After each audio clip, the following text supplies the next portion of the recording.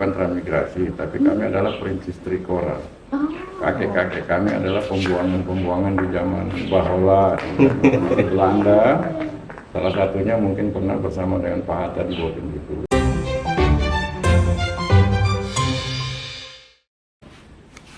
Halo tim Ekspedisi Patriot di seluruh Indonesia. Sekarang tim Ekspedisi Patriot Universitas Indonesia sedang mengunjungi Kampung Semangga Jaya, dan kita sudah bersama Pak Amin selaku dengan ketua kampungnya, kepala kampungnya dari Kampung Semangga Jaya. Nah, Pak Amin ini sangat menarik teman-teman karena ternyata dia berasal dari daerah Sunda nih yang bukan merantau ya, bertransmigrasi ke tanah Papua gitu. Jadi kita langsung aja ulik-ulik lebih lanjut ke Bapak Amin. Boleh Bapak, mungkin saya penasaran nih Pak, di sini kayaknya di Merauke ini transnya tuh kebanyakan dari Jawa Tengah, mungkin Boyolali gitu ya. Tapi kita menemukan darah Sunda di sini gitu. Boleh mungkin diceritakan Bapak, ini Bapak dulu kenapa bisa sampai bertransmigrasi di sini, sejarahnya bagaimana? Oke, baik. Jadi mungkin perlu saya jelaskan, kalau kami di sini bukan transmigrasi, tapi kami adalah perintis Trikora. Kakek-kakek kami adalah pembuangan-pembuangan di zaman Bahola, di Belanda. Salah satunya mungkin pernah bersama dengan Pak Hatta di Boten gitu. Kemudian setelah mereka bisa keluar dari tekanan Belanda di Boten, mereka larinya ke Merauke. Akhirnya berkembang biak di Merauke, termasuk bapak saya saja lahir di Merauke. Bahkan saya sendiri lahir di Merauke pada tahun 66. Iya, berarti ini bukan emang bertransmigrasi dari Sunda ke sini ya, tapi lebih ke apa Pak, ini pembuangan gitu ya Pak ya, dari Bovendigul yang zamannya Bung Hatta. Kalau Bapak berarti kelahiran sini ya Pak? Saya kelahiran Merauke. Kelahiran, tapi masih sering ke Sunda, ke Pandeglang Pak? Ya alhamdulillah, kemarin di bulan Juli saya sempat ke Pandeglang, ke Mekar di makam bapak. Kalau di sana masih ada keluarga ya? Ada, adik saya tua di sana yang menempati tanah dari orang tua. Berarti Bapak masih bisa bahasa Sunda ya? Nah, setik-setik mas. Setik, kumaha dia Bapak? Iya. Oke. Kalau Bapak di sini sebagai kepala kampung Semangga Jaya ya Pak ya, itu sudah berapa lama Pak kalau boleh tahu? Kalau saya kepala kampung sejak tahun 2019 Januari 2014 dapat Desember 18 itu kami pelantikan. Oktober 24 pemilihan, Desember 18 kita pelantikan, 1 Januari baru saya mulai masuk negara. 1 Januari 2019. Oh, iya. Jadi sampai sekarang udah mau sekitar 6 tahun ya Pak ya menjabat di sini sebagai kepala. Mungkin kemarin aku sempat dengar nih Pak dari Pak Daris sama Mas Najib gitu tentang perjalanan Bapak sebelum menjadi kepala kampung. Kalau nggak salah Bapak jadi pegawai juga ya Pak ya?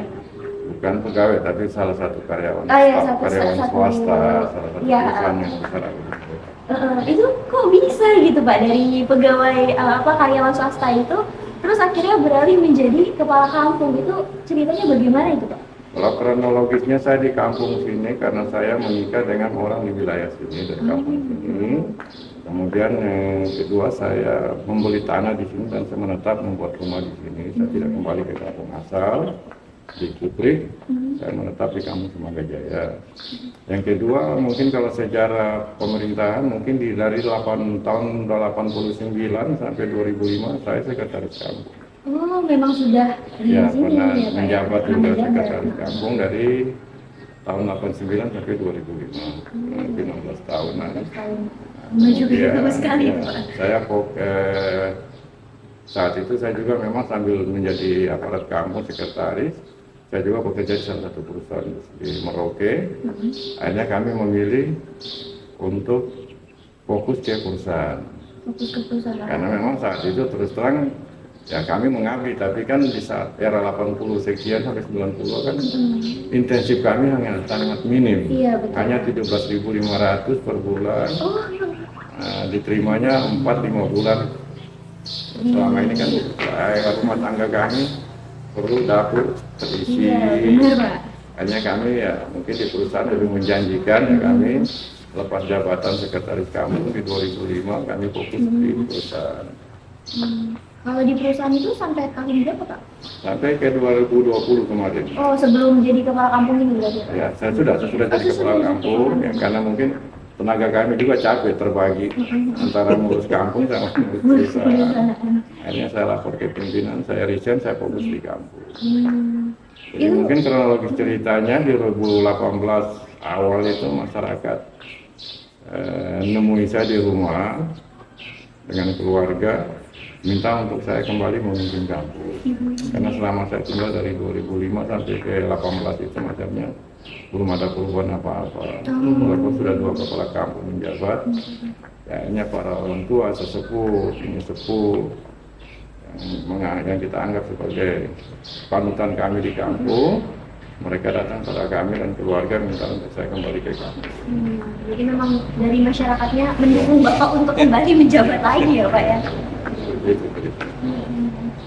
Berarti tadi Bapak aslinya dari Kuprik Pak? Iya, Kuprik. Oh, terus akhirnya ketemu dengan istri Bapak yang orang ketemu sini? mantan pacar gitu. Waduh. Akhirnya menetap menikah.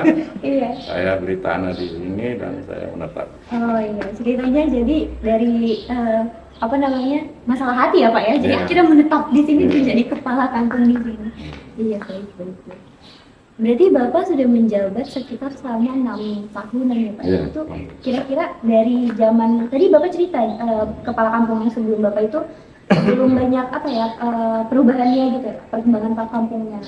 Berarti apa tuh Pak bedanya kira-kira dari dulu sebelum Bapak menjabat sampai selama 6 tahun Bapak menjabat ini perkembangan apa Pak? Mungkin saya perlu sampaikan bahwa mohon maaf sebelumnya hal ini bukan saya yang mengatakan demikian, tapi berdasarkan penyampaian dari seluruh masyarakat. Pak, tolong kembali karena kita lihat kampung ini selama menjabat 2 ini nggak ada perubahan. Kemudian ya masyarakat juga rasanya mengeluh, mungkin secara pelayanan administrasi dan sebagainya. Itu juga jadi masalah masyarakat. Kalau saya menjabat ya saya pikir mungkin dari mulai awal saya masuk 2019 itu kami sudah sepakat dengan masyarakat bahwa kampung ini kita pelayanan jam 8 sampai jam 2. Ya, karena teman-teman kami juga staf sekretaris maupun kaum kasih, mereka juga orang tani, jadi kan wajib mereka juga ke sawah. Jam 2 kita pulang, mereka istirahat mungkin 30 menit, 1 jam lah, setelahnya baru mereka ke sawah. Kita kesepakatan seperti itu, dan kita atur waktu. Jadi kalau kita bicara masalah kepemimpinan yang lalu-lalu tidak seperti apa itu penilaian masyarakat. Iya, penilaian masyarakat, bukan penilaian Bapak Saya ini. nggak bisa mengatakan itu, kalau saya anggap baik, tapi kan menurut masyarakat berbeda. Pun Bapak juga didorong oleh masyarakat ya Pak Iya. untuk menjabat lagi. Mungkin selama Bapak menjabat gitu, ada nggak Pak tantangan-tantangan yang berat gitu selama menjabat? Apakah ada?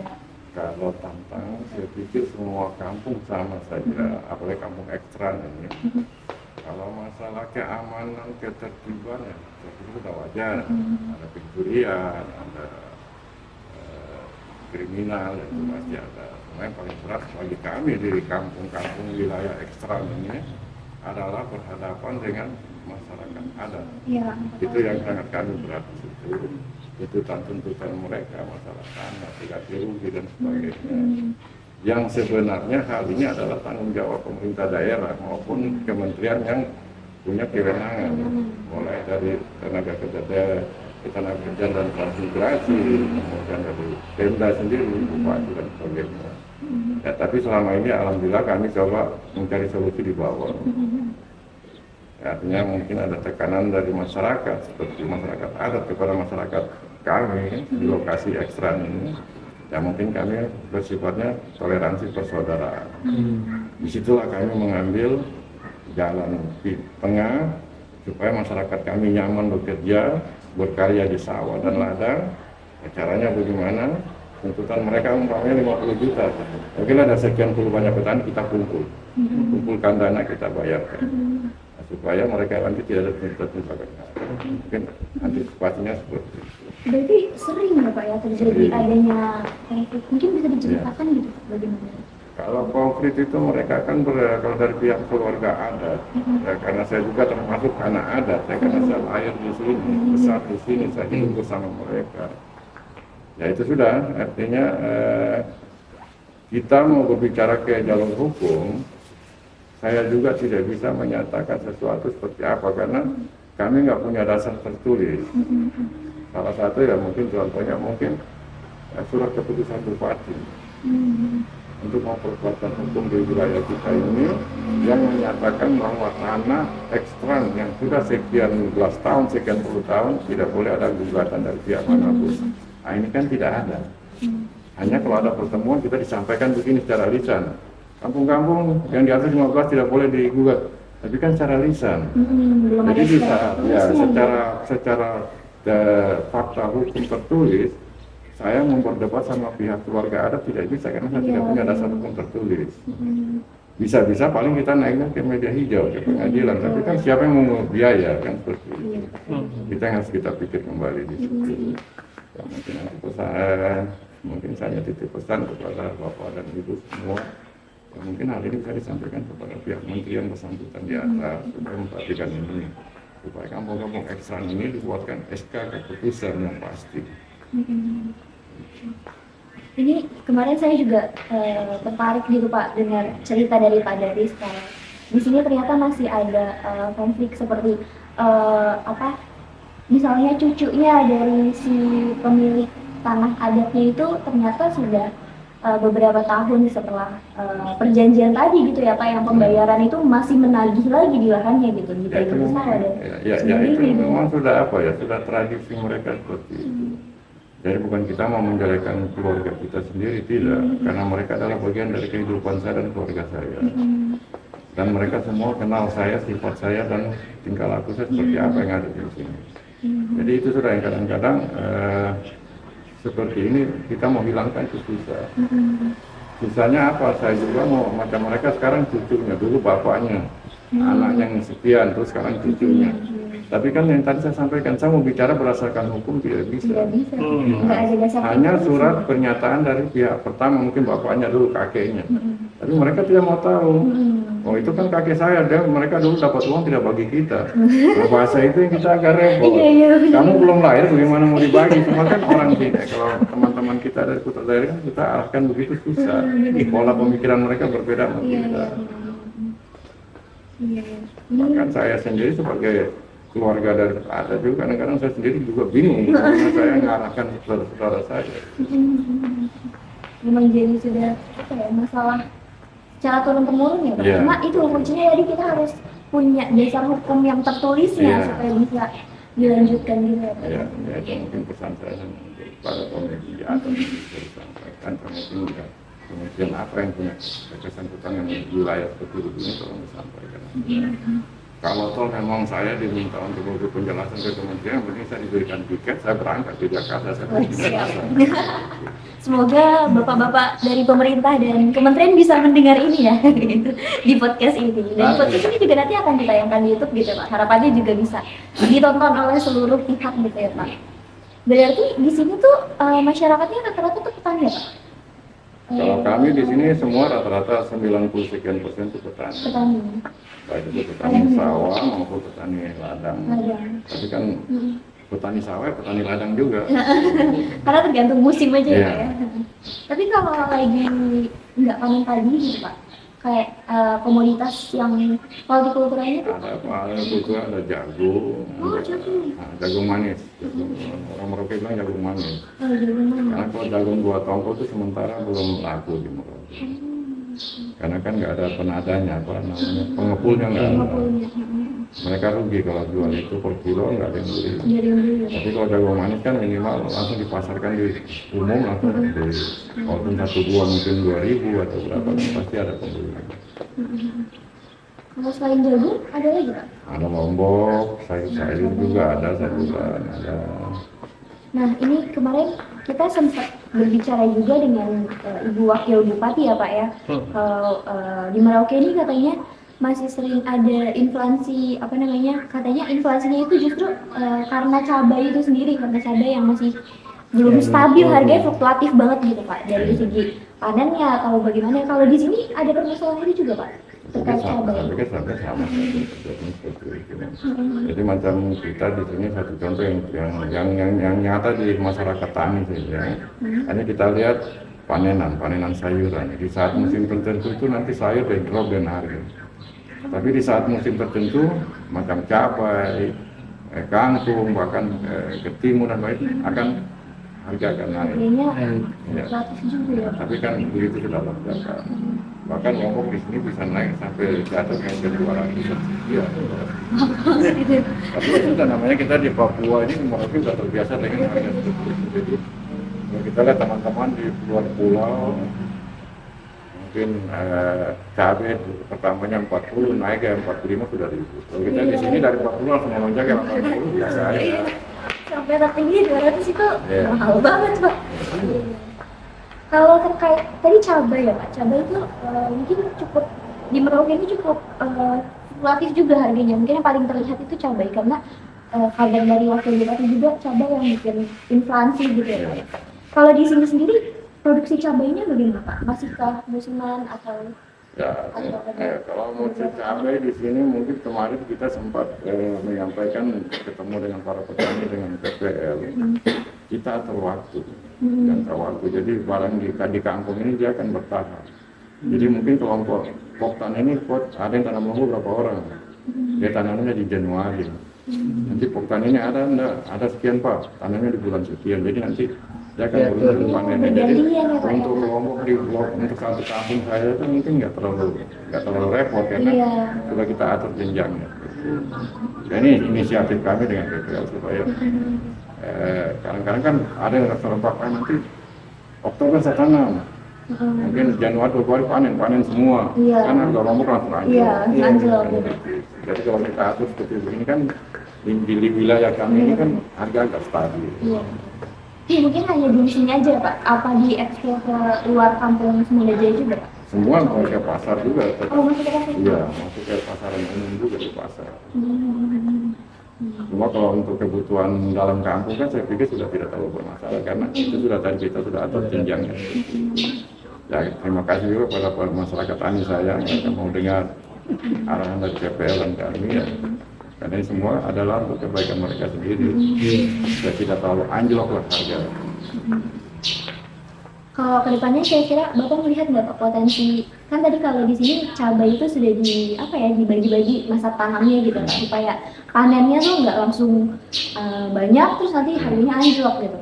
Kalau dari Bapak sendiri melihat ada potensi kalau ini bisa dikembangkan menjadi semacam sentralnya cabai gitu di Semangga Jaya ini, untuk mungkin bisa diekspor juga ke luar kampung, bahkan ke Papua Selatan ini, Merauke gitu. Itu bisa kalau untuk di kampung ini kita tingkatkan untuk petani cabai bisa. Memang selama ini juga kami mandiri, petani mandiri, nggak ada mungkin dari pihak-pihak tertentu yang ini enggak.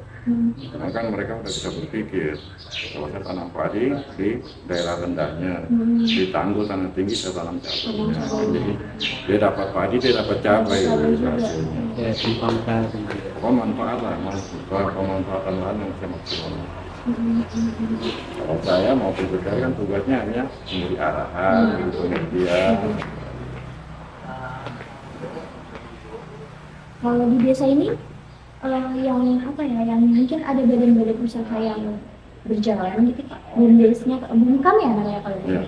Bumkam yang ada di sini tuh. Kalau boleh bungkam kami belum karena saya pikir untuk bungkam sementara untuk di kampung kami ini masih agak belum bisa kami tetapkan karena mungkin ya kita lihat beberapa sisi yang harus kita pelajari juga.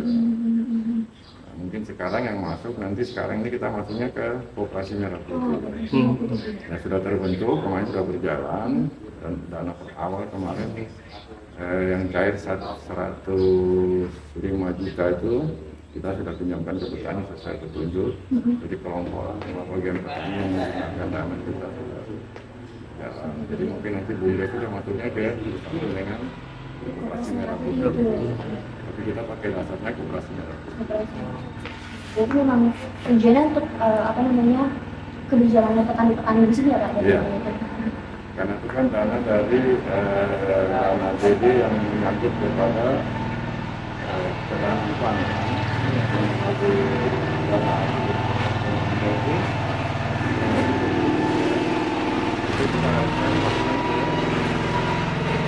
kita meminjam di Kementerian Putih yang itu diharuskan kepada peminjam oleh petani, bukan pengusaha toko maupun sebagainya, itu kepada pengelola tanah atau tanah. Di macam saya mungkin punya salah 1 hektar, ya itu saya bisa pakai dengan mungkin jangka waktu 1 tahun dikembalikan. Kalau kemarin yang sudah berjalan itu 20 oleh 5 petani, karena dananya baru kan satu petaninya 20 di atas 20 juta. Jadi kemarin 21.500.000. Jadi nanti itu kembalinya 22 kalau petani. Tapi untuk peningkatan administrasi di Merah Putih sendiri itu kita dapat 500 dari pinjaman koperasi. Karena nggak boleh lebih dari pihak bank. Karena kan untuk petani juga ya? Iya, untuk petani. Berarti ini sudah berjalan ya Pak sekarang? Sudah, alhamdulillah awal bulan ini sudah berjalan. Oh, masih awal bulan Ya. September ini ya? Iya, karena kan baru ini, saya bikin badan hukumnya segala macam, dan itu kan birokrasinya panjang gitu. Benar-benar. Kita harus dengan PPATK segala macam, dengan dinas-dinas, ada berjalan tuh, rekomendasinya dan sebagainya, dan tahapan hukumnya. Berarti sampai saat ini sudah ada yang bertransaksi gitu Pak? Berapa tuh kira-kira berapa jumlah petani yang sudah bergabung ke Koperasi Merah Putih ini Pak? Kalau kemarin yang kita data masih sementara kurang lebih baru 30. Oh, 30. Karena kesepakatan rapat kemarin yang masuk pertama itu adalah aparat kampung, aparatur kampung, termasuk RT RW, staf kampung, Linmas, Bamuskam, harus masuk semua ke Koperasi Merah Putih untuk membawa contoh ke masyarakat kan. Mungkin dari Pak Deris mau nambahin pertanyaan Pak? Ya, Mau nambahin pertanyaan? saya itu yang tadi yang Koperasi Merah Putih itu nanti ya walaupun kita sih cuma sampai Desember Pak ini. Barangkali ada nggak kebutuhan untuk pendampingan atau apa seperti itu dari kampus? Maksudnya gini, ya walaupun nanti kita Desember mungkin sudah tidak di sini, tapi kan nanti kita masih punya mitra lokal di Universitas Musamus, mungkin nanti bisa kita sambungkan ke sana. Tapi kalau saya ngeliat kan karena ini suatu badan usaha yang baru, yang barangkali itu di kampus mungkin punya konsep, punya apa yang bisa untuk mempercepat supaya ini kelembagaannya bisa segera stabil, atau nanti dia bisa mengembangkan usaha-usaha tertentu yang mungkin kalau masyarakat mungkin nggak melihat tapi orang di kampus kan mungkin bisa lihat. Kira-kira gimana tuh? Ya kalau untuk pendampingan mungkin kemarin kan kita di kampus sendiri punya pendamping. Ada pendamping kampung, ada pendamping distrik. Ya mungkin kalau memang nanti kita butuhkan ya mungkin kita sampaikan, tapi untuk sementara mungkin kami berjalan dulu apa adanya. Kemudian untuk secara administrasi maupun secara ketetapannya saya pikir untuk disebut tadi pendamping dari mungkin dari pihak luar, mungkin salah satu universitas yang ada pada satu sesuatu maupun kebijakan menteri menunjuk siapa yang mendampingi, mungkin itu nanti ya dibicarakan ke tingkat atas lagi, tingkat distrik maupun sampai tingkat bupati kan. Karena kami kampung nggak bisa ngambil kesimpulan, itu adalah keputusan itu kebijakan yang terdapat dari pimpinan teratas di kabupaten.